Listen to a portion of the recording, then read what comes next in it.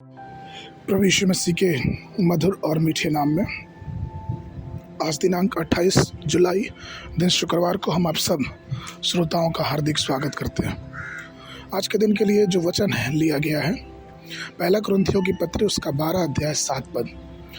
वचन कहता है किंतु सबके लाभ पहुंचाने के लिए हर एक को आत्मा का प्रकाश दिया जाता है, क्योंकि एक को आत्मा के द्वारा बुद्धि की बातें दी जाती हैं और दूसरे को उसी आत्मा के अनुसार ज्ञान की बातें। प्रिय, जब मनुष्य की आत्मा परमेश्वर की आत्मा से जुड़ जाती है तो हमें आत्मा का वरदान मिलता है। अब आत्मा का वरदान या अभिव्यक्ति क्या है? सबसे पहले ये आध्यात्मिक वरदान है जो प्रभु ने अपनी कृपा से हमको दिया है। दूसरा ये आत्मा का फल है। हम पहला कुरिन्थियों अध्याय 12 और 14 में आत्मा के 9 वरदानों के बारे में पढ़ते हैं और गलतियों 5 उसके 22 और 23 पद में आत्मा के फलों के बारे में हम पाते हैं। जब किसी व्यक्ति की आत्मा परमेश्वर की आत्मा के अनुरूप होती है तो उसे पवित्र आत्मा का उपहार प्राप्त होता है। वह विशेष रूप से भविष्यवाणी का उपहार प्राप्त करता है और बुद्धि और ज्ञान की प्राप्ति भी परमेश्वर की आत्मा के द्वारा होता है। इसलिए अपने हृदय को सदैव प्रभु के साथ संपर्क में और संगति में रखना बहुत जरूरी है। आपको ईश्वर की आत्मा को अपनी आत्मा में प्रभावित करने के लिए हमेशा ही तैयार रहना चाहिए। मनुष्य स्वप्न और दर्शन केवल परमेश्वर की आत्मा के अनुसार ही देखता है। आजकल संसारिक सपने का जिसका कोई अर्थ नहीं होता, लेकिन परमेश्वर अपने लोगों से स्वप्नों और दर्शन में बात करता है। जिस प्रकार से परमेश्वर ने यूसुफ के दिनों में फिरौन से बात तो किया, लेकिन उसका अर्थ सिर्फ और सिर्फ यूसुफ ही बता पाया या फिर यूसुफ ही प्रकट कर पाया। वो इसलिए क्योंकि यूसुफ का जो जीवन था वो परमेश्वर की आत्मा से जुड़ा हुआ था। हम नबूकदनेस्सर के विषय में देखते हैं कि वो किस प्रकार से सपना देखा, लेकिन उसका अर्थ सिर्फ दानियल बता पाया। वो इसलिए क्योंकि दानियल की आत्मा परमेश्वर की आत्मा से जुड़ी हुई थी।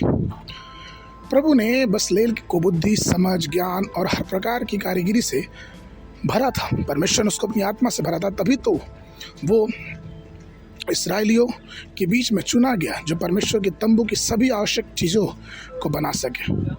परमेश्वर ने नहम्याह को यरूशलेम की दीवारों को बनाने के लिए एक अद्भुत आत्मा दी, जिससे वो टूटे और खंडहर भरे दीवार वो बहुत आसानी से बना सका। प्रभु में प्रिय लोगों, हमको अपनी आत्मा को परमेश्वर की आत्मा के साथ जोड़ना बहुत आवश्यक है। सबसे पहले हमें अपनी आत्मा और अपने शरीर के चारों तरफ के पड़े हुए खंडहरों को फिर से तोड़ के और नया बनाने की ज़रूरत है, जिससे वो दीवार हमें संसार के हर एक पापों से बचाए और हम परमेश्वर की आत्मा में आनंदित और मगन होते जाए। इसलिए तो गलतियों की पुस्तक उसके 5, 22 और 23 पद कहता है, परंतु आत्मा का फल प्रेम, आनंद, मेल, धीरज, कृपा, भलाई, सच्चाई, नम्रता, संयम है। ऐसे के विरुद्ध कोई व्यवस्था नहीं। तो प्रभु में प्रिय लोगों, हमें ध्यान देना है कि परमेश्वर ने हमें ये भी वादा किया है, जकरिया 2 अध्याय 5 पद, क्योंकि मैं उसके चारों ओर आग की बाढ़ बनूंगा और उसके बीच में महिमा ठहरूंगा।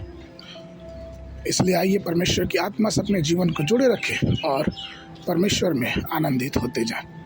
आज के मनन के लिए रोमियो की पत्री उसका 8 अध्याय 14 पद, क्योंकि जितने लोग परमेश्वर की आत्मा के वश में हैं वे परमेश्वर के पुत्र हैं।